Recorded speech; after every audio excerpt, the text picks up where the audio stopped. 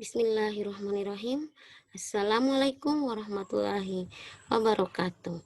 Apa kabar anak-anak semua? Kali ini kita bertemu kembali pada pelajaran IPA, materi tentang pesawat sederhana. Namun sebelum belajar, yuk baca doa belajar. Rabbi shrahli sadri wa yassirli amri wahlul 'uqdatam min lisani yafqahu qawli. Rabbi zidni ilman warzuqni fahma. Oke, pesawat sederhana adalah peralatan yang biasa memudahkan pekerjaan manusia. Dalam pelajaran pesawat sederhana ini yang akan kita pelajari adalah yang pertama, jenis-jenis pesawat sederhana. 1. Pengungkit. 2. Bidang miring. 3. Katrol. 4. Roda berporos. Kita lihat pengungkit. Pengungkit adalah pesawat sederhana berupa batang keras yang dapat berotasi suatu titik tumpu. Contoh gambarnya ini namanya pengungkit ya. Ini titik tumpu, yang ini beban, yang ini adalah kuasa atau gaya yang kita berikan. Jarak antara titik tumpu dengan kuasa namanya lengan kuasa. Jarak antara titik tumpu dan beban namanya lengan beban.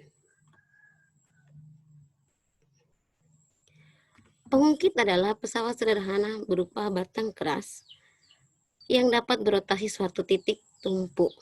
Ingat ya. Selanjutnya, prinsip kerja pengungkit, yaitu dengan gaya kecil mampu mengangkat beban yang berat. Secara matematis, hubungan antara gaya, beban, lengan kuasa, dan lengan beban dapat dirumuskan seperti ini. Berdasarkan posisi titik tumpu, titik beban, dan titik kuasa, pengungkit dibedakan menjadi 3, yaitu yang pertama adalah pengungkit jenis 1, di mana titik tumpunya berada di tengah, berada di antara titik beban dan titik kuasa. Contoh pengungkit jenis 1 adalah gunting, jungkat-jungkit. Ini namanya ini titik tumpunya. Yang kita pegang ini tempatnya kita berpegang namanya kuasa, dan tempatnya yang kita gunakan tempatnya objek itu namanya beban. Yang kedua, pengungkit jenis 2, yaitu dikatakan berjenis 2 jika titik beban yang berada di antara titik tumpu dan titik kuasa. Contoh pengungkit jenis 2 adalah gerobak dorong, pembuka tutup botol, pemecah kemiri, dan sebagainya. Ini contoh gambar pengungkit jenis 2. Kemudian pengungkit jenis 3 adalah pengungkit yang memiliki titik kuasa di antara titik beban. Titik kuasa yang di tengah. Contohnya ini ya, stapler, pinset, alat pancing, dan lain sebagainya. Saat menggunakan pengungkit, sebenarnya kita sudah mendapatkan suatu keuntungan. Keuntungan itu disebut dengan keuntungan mekanis. Secara matematis, keuntungan mekanisnya dirumuskan sebagai berikut. KM sama dengan W per F atau sama saja dengan LK per LB. KM itu adalah keuntungan mekanis. Yang kedua, bidang miring. Bidang miring adalah pesawat sederhana yang berupa papan atau bidang yang dibuat miring. Hal itu bertujuan untuk memperkecil usaha saat memindahkan beban yang berat. Semakin landai bidang miring, gaya yang diberikan semakin kecil. Sebaliknya, semakin curam bidang miring, gayanya semakin besar. Perhatikan gambar bidang miring berikut. Ya.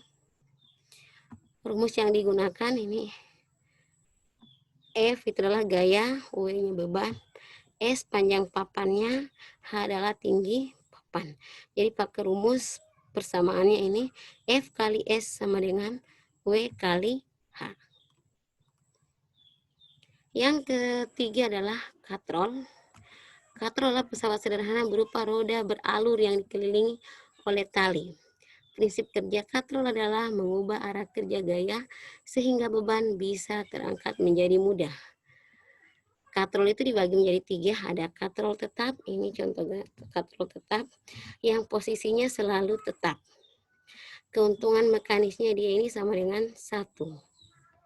Selanjutnya, katrol bergerak ini, posisi katrolnya selalu bergerak, keuntungan mekanisnya sama dengan 2. Dan yang ketiga adalah katrol majemuk atau sistem katrol. Keuntungan mekanisnya dilihat dari banyaknya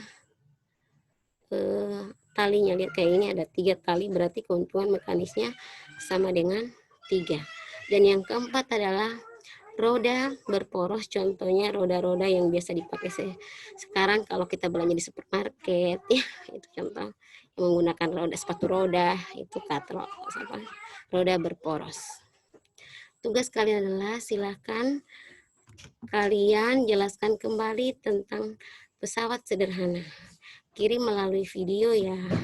Oke anak-anak, demikian cukup sampai di sini pembelajaran hari ini. Kerjakan tugasnya dengan baik.